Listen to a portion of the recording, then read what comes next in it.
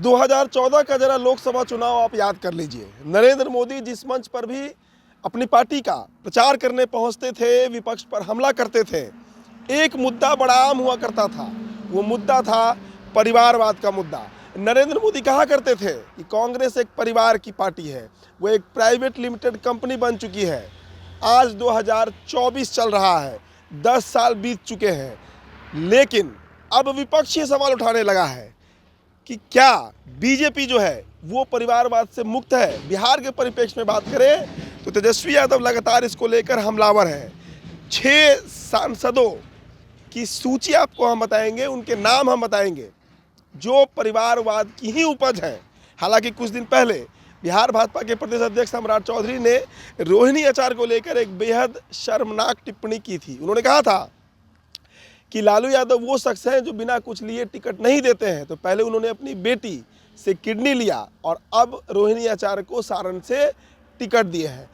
लेकिन शायद सम्राट चौधरी ये बात भूल गए कि बीजेपी जो है, उनकी पार्टी जो है, जिस पार्टी के वो प्रदेश अध्यक्ष हैं बिहार इकाई के, उस पार्टी में उनके ही राज्य में 6 सांसद ऐसे हैं जो जीते 2019 और फिर इस बार रण में है, लेकिन वो परिवारवाद के ही उपज हैं। जी हाँ, उस सूची को हम आपसे साझा करने जा रहे हैं और बताते तेजस्वी यादव ने इस सूची को जारी किया है। देखिए, सबसे पहला नाम बेतिया यानी पश्चिमी चंपारण के सांसद संजय जायसवाल की चर्चा जरूरी है। 2009 में चुनाव लड़ते हैं, जीत जाते हैं बीजेपी के सिंबल पर। फिर 14 में तो मोदी लहर होता है और 19 में भी मोदी लहर के सहारे संजय जायसवाल जीत जाते हैं। लेकिन इनके पिता मदन जायसवाल जो है वो भी कई बार पश्चिमी चंपारण से सांसद रह चुके हैं। आपको याद होगा कि साल 2009 में पश्चिम चंपारण से ये उम्मीदवार बने थे और लोजपा के प्रकाश झा को 40,000 से अधिक मतों से इन्होंने हराया। दूसरी बार भी पश्चिम चंपारण से लड़े और इस बार जदयू के टिकट पर लड़े, प्रकाश झा को 1 लाख से अधिक मतों से परास्त किया। फिर ब्रजेश कुशवाहा 2019 में जो प्रत्याशी बनाए गए, उनको भी इन्होंने हराया और जीते।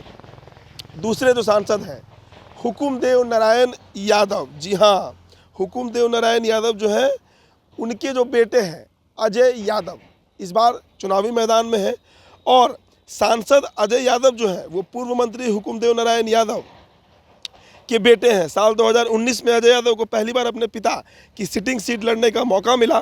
इस चुनाव में अजय यादव को भारी मतों से जीत भी मिली और भाजपा उम्मीदवार अजय यादव ने वीआईपी उम्मीदवार बद्री कुमार पूर्व को 4 लाख से अधिक वोटों से हराया था। अब देखिए, जो तीसरा नाम है वो राज्यसभा के सदस्य रहे हैं, अभी नवादा से चुनाव लड़ने जा रहे हैं। 19 अप्रैल को वोटिंग होनी है। हम बात कर रहे हैं विवेक ठाकुर की। विवेक ठाकुर बीजेपी के दिग्गज नेता रहे, सीपी ठाकुर के बेटे हैं। अब देखिए, विवेक ठाकुर देश के नामचीन डॉक्टर और केंद्रीय मंत्री रहे, डॉक्टर सीपी ठाकुर के बेटे हैं। चुनावी संग्राम में ये पहली बार ब्रह्मपुर विधानसभा से 2005 से चुनाव लड़े पर इन्हें हार मिली। फिर 2010 में भी इनका टिकट कट गया और फिर 2015 में विवेक ठाकुर को ब्रह्मपुर से चुनाव लड़ने का मौका मिला, लेकिन ये हारते गए। लेकिन बावजूद इसके इनको फिर से टिकट मिला है। कारण है इनके पिता सीपी ठाकुर। अगला नाम सुशील सिंह, लूटन सिंह औरंगाबाद के बड़े नेता रहे, उनके बेटे हैं सुशील सिंह। अब देखिए, सांसद सुशील कुमार सिंह जो है वो पुत्र जिसके हैं वो नरेश सिंह रहे हैं। पहली बार औरंगाबाद से 2009 में लड़े और आरजेडी के शकील अहमद को हराया।